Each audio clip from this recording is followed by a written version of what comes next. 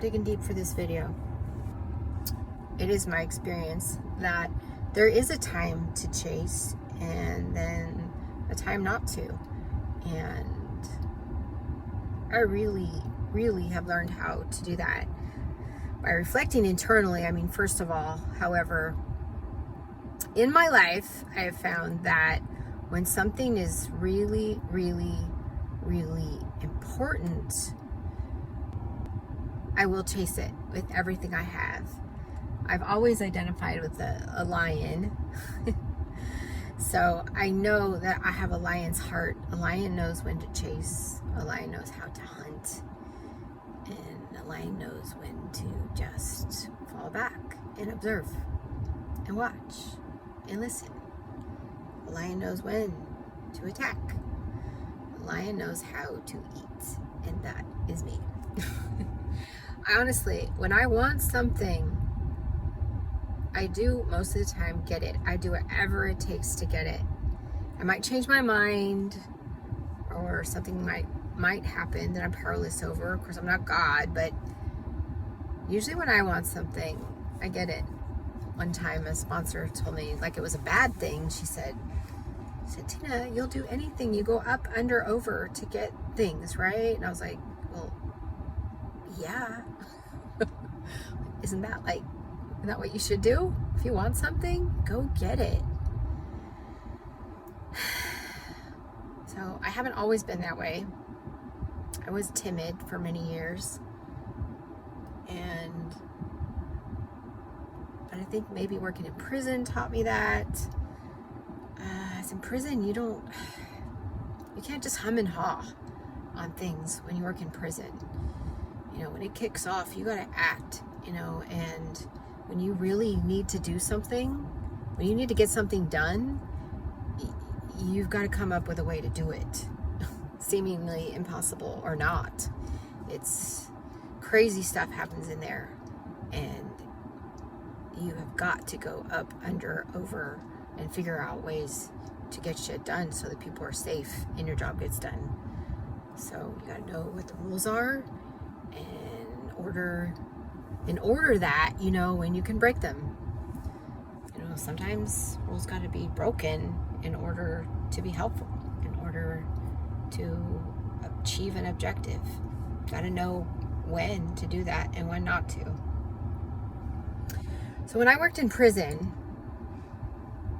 it was about 2007, 2006. I was going through a horrible divorce. I've been through two horrible divorces. And I had a CPS case. I battled alcoholism. I was going through one of the roughest times of my life when I lost my son. I was going through a horrible divorce.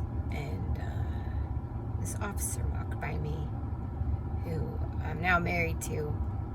You know what? But I was in a horrible marriage. But I was not a good married person. I'm not blaming him, but it just was not good.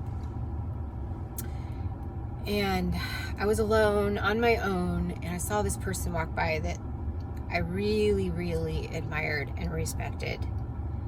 And I was like, wow, who is that? And I thought this person was I really said that person is way out of my league. Something told me at that point in my life, I said, you know what? I was going through so much crap at work too, in the prison too. And not with the inmates, with the staff. It's not easy being a female officer in a male prison. So I was the Giselle being preyed on. I think the inmates had my back more than they did sometimes. Anyhow, but so this man, who's now my husband, I thought I needed him for more reasons that I could count that time. And it's the first time in my life I ever experienced the word reverence. There's respect, and then there's reverence. And when my husband walked by, there's no way. I just knew in my heart of hearts that I couldn't let that go by.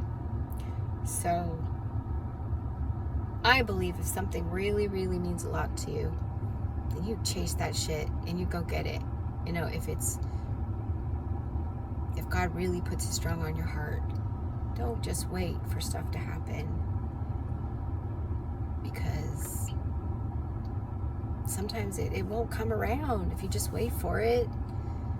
You know, if you're not sure, then no. But I mean, when you see something and you're sure without a shot, you want it so bad. I was attracted to him. I needed him. There were so many reasons that he's just one of the most loyal people I have ever met in my entire life. And of course he makes mistakes. I'm not putting him on a pedestal. Don't put anyone on a pedestal. But I'm really grateful that I didn't just, like, if I would have waited, no, he would have never known I was alive, because he didn't know I was alive. And that's one thing I liked about him. He didn't chase anything, and at least in pure, no, he doesn't. He still doesn't, you know. And I don't know, if you want something, go for it.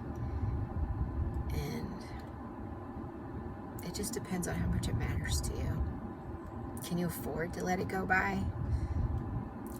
I couldn't afford to let it go by, and I'm glad I didn't. Only regret that I realized that I abandoned myself in the process. That's a caution. You know, it was good that I pursued my goal, you know, and I did get to be friends with him, and it took years, you know, and eventually got to marry him.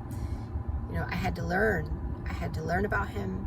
I studied what he liked, what he didn't like, and it was fun for me getting to know him. Have fun and finding out all you can, and make sure that you're really correct, that you want that. But the more I found out, so my dream came true there. The only mistake I made in the process was not being authentically me in that process, and holding back who I really was, and that's caused a lot of turmoil in our marriage. And people change anyways over the years in marriage, so marriage is tough anyways, I'm sure. So, but I know my core values today. I have to say that that's one of the best things I did. Getting sober taught me to identify my core values. My core values are freedom, and marriage, and family, and sobriety, motherhood, being a mother to my son. Core values, those are the things that you fight for. Those are the things you chase. Yeah. So, like, right now, even if marriage is tough, you know, my core values, for better or worse, even if it's worse, you know, I don't do what I used to do in the old days. So my old alcoholic ways, you know, that's why I went through 2 divorces, because I just did stupid stuff. And I don't do that today. I found that I can sit in the fire. Things are tough. That the best lessons come out of it. God rewards those that stick to God's word and God's truth and what's inside of you. If you don't run to vices instead. So chase the shit out of what you value, and let everything else come to you.